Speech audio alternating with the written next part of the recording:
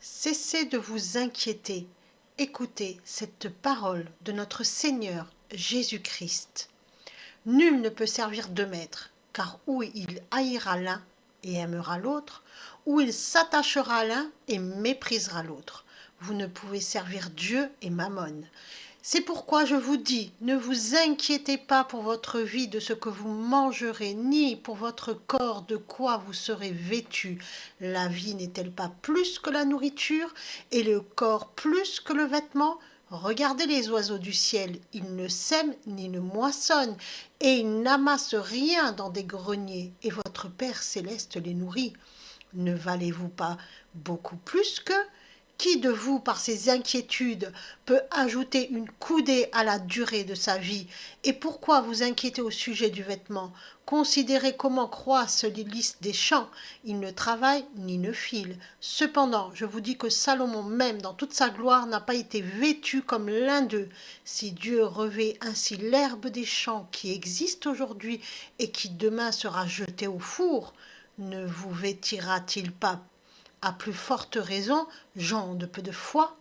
Ne vous inquiétez donc point et ne dites pas que mangerons-nous, que boirons-nous, de quoi serons-nous vêtus, car toutes ces choses, ce sont les païens qui les recherchent.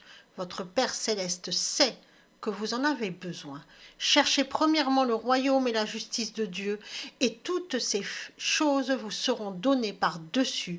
Ne vous inquiétez donc pas du lendemain, car le lendemain aura besoin de lui-même. À chaque jour suffit sa peine. Matthieu chapitre 6, versets 25 à 34. Écoutons encore la parole de notre Seigneur Jésus-Christ. Demandez et l'on vous donnera, cherchez et vous trouverez, frappez et l'on vous ouvrira, car quiconque demande reçoit, celui qui cherche trouve, et l'on ouvre à celui qui frappe. Lequel de vous donnera une pierre à son fils s'il lui demande du pain? Ou s'il demande un poisson, lui donnera-t-il un serpent? Si donc, méchant comme vous l'êtes, vous savez donner de bonnes choses à vos enfants, à combien plus forte raison votre Père qui est dans les cieux donnera-t-il de bonnes choses à ceux qui les lui demandent? Tout ce que vous voulez que les hommes fassent pour vous, faites-le de même pour eux, car c'est la loi et les prophètes. Matthieu chapitre 7, versets 7 à 12.